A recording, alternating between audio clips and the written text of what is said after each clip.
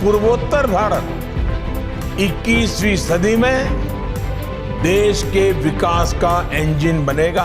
दोस्तों, बदलते वक्त के साथ भारत आज दुनिया की महाशक्ति बनने की तरफ बढ़ता ही जा रहा है। वो विकासशील से विकसित अर्थव्यवस्था की तरफ बढ़ रहा है।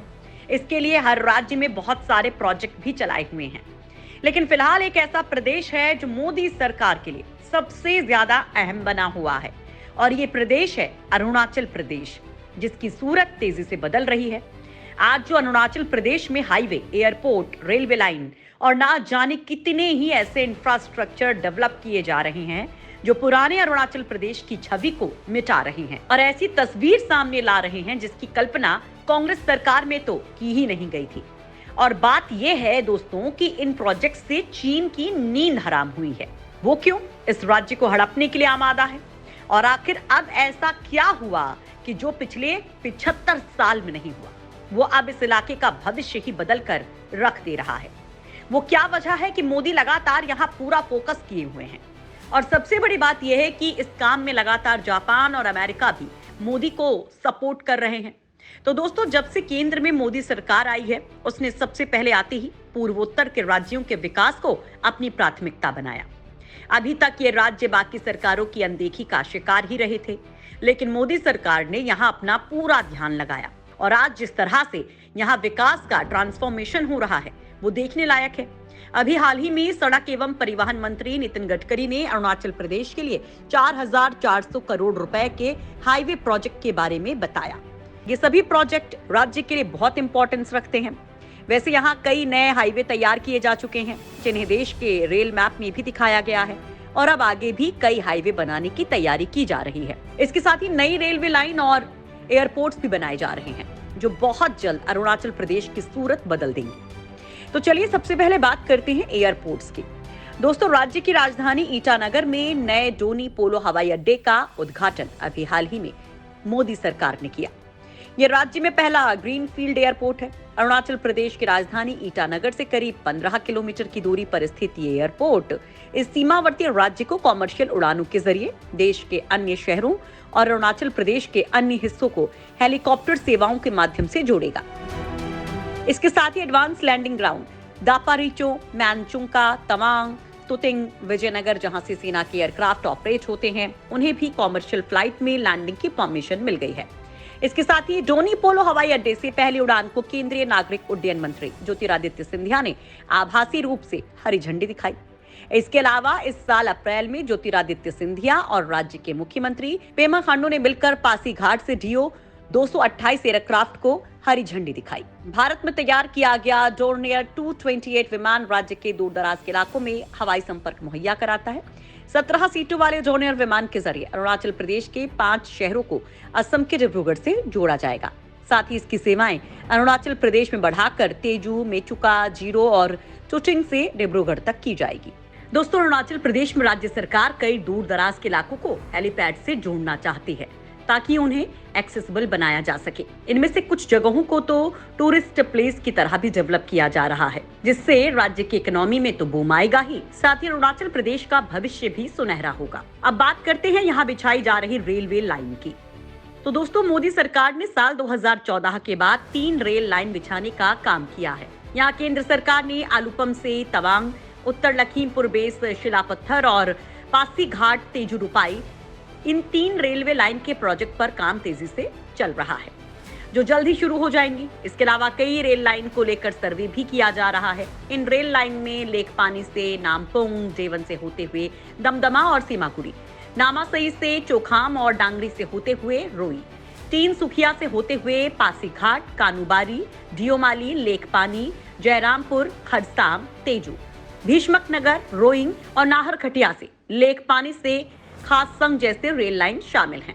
दोस्तों, रोड प्रोजेक्ट्स को लेकर अरुणाचल प्रदेश बहुत तेजी से प्रोग्रेस कर रहा है। यहाँ तेजी से कई हाईवे, टर्सरी और सेकेंडरी सड़कें बनाई जा रही हैं।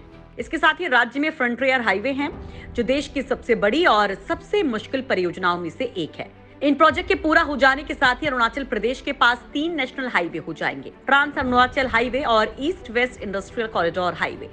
इन तीनों राजमार्गों को इंटरकनेक्ट करने के साथ साथ सीमावर्ती क्षेत्रों तक तेजी से पहुंच बनाने के लिए कुल 2178 किलोमीटर के 6 वर्टिकल और डायगोनल इंटर हाईवे कॉरिडोर बनाए जाएंगे। इस कॉरिडोर में 402 किलोमीटर लंबा थेलामारा त्वांग नेलिया हाईवे, 391 किलोमीटर लंबा ईटा खोला पक्की केसांग से पारसी पार्लो हाईवे, 285 किलोमीटर लंबा गोगामुख तालिहा तातो हाईवे, 398 किलोमीटर लंबा अकाजन जोर्जिंग पैंगो हाईवे और 298 किलोमीटर लंबा पासीघाट बीशिंग हाईवे, 404 किलोमीटर लंबा कनुबारी लोंगडिंग हाईवे शामिल है। दोस्तों, अरुणाचल फ्रंटियर हाईवे सेना के लिए काफी महत्वपूर्ण साबित होगा। सीमा पर सेना और उपकरणों दोनों की निर्बाध और तेज आवाजाही शुरू हो जाएगी और सुरक्षा बलों को तैनात करना या उन्हें वहां से हटाना भी सेना के लिए आसान हो जाएगा। लेकिन दोस्तों, असली खेल यहीं से शुरू होता है, क्योंकि चीन ने इस प्रोजेक्ट पर पहले आपत्ति जताई है। वो नहीं चाहता है कि भारत उसको ठोकने के लिए इतना बड़ा इंतजाम कर ले। दोस्तों, आपको बता दें कि भारत 2000 किलोमीटर लंबी सड़क बना रहा है, जो मैकमोहन रेखा के साथ साथ चलती है। ये सड़क भूटान से सटे अरुणाचल प्रदेश के मार्गों से शुरू होती है और म्यांमार सीमा के पास विजयनगर में खत्म होने से पहले तवांग, अपर सुबनसिरी, टुंटिंग, मेचुका, अपर सियांग, देबांग वैली, देसाली और चागलगाम, किबिथु डोंग से होकर गुजरेगी। इस तरह अरुणाचल प्रदेश से सटी लाइन ऑफ एक्चुअल कंट्रोल पूरी तरह से एक हाईवे से जुड़ जाएगी। इस परियोजना पर कम से कम 40,000 करोड़ रुपए खर्च होंगे।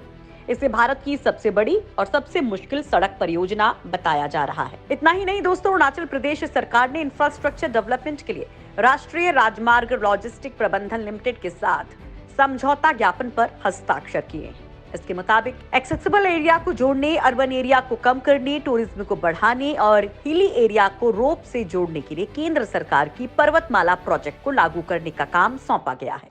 दोस्तों, आपको बता दें कि राष्ट्रीय राजमार्ग लॉजिस्टिक प्रबंधन लिमिटेड वो कार्यकारी एजेंसी है जो पर्वतमाला परियोजना के तहत दुर्गम क्षेत्रों को जोड़ने, शहरी क्षेत्रों को कम करने और राज्यों में पर्यटन में सुधार लाने के लिए देश भर के पहाड़ी इलाकों में रोपवे के निर्माण करती है।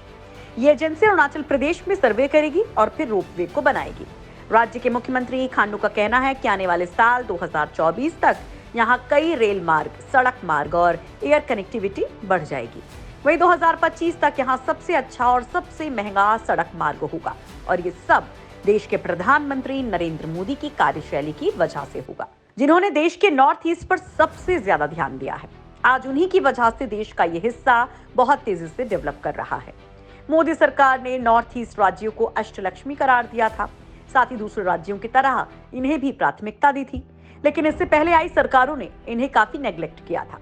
दोस्तों, आजादी के बाद लगभग 7 दशकों तक अरुणाचल प्रदेश हमेशा से नेग्लेक्ट किया जाता रहा। यहाँ विकास के नाम पर कोई काम नहीं था। वहीं चीन ने जब साल 1962 में हमला किया तो केंद्र में रही कांग्रेस सरकार ने यहाँ कभी विकास नहीं किया। उस सरकार का कहना था कि यहाँ विकास करने से चीन की बढ़त होगी, इसलिए यहाँ उन्होंने डेवलपमेंट नहीं किया।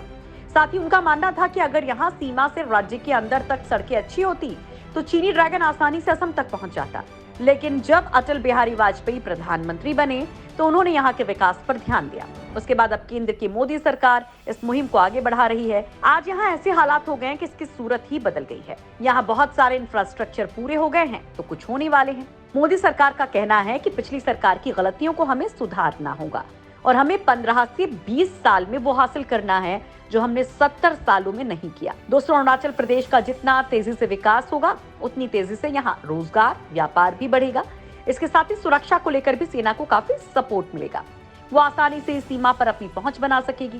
पहले यहाँ सड़कों का अभाव होने के कारण सेना को भी चीन की सीमा तक जाने में दिक्कत होती थी, लेकिन अब ऐसा नहीं है।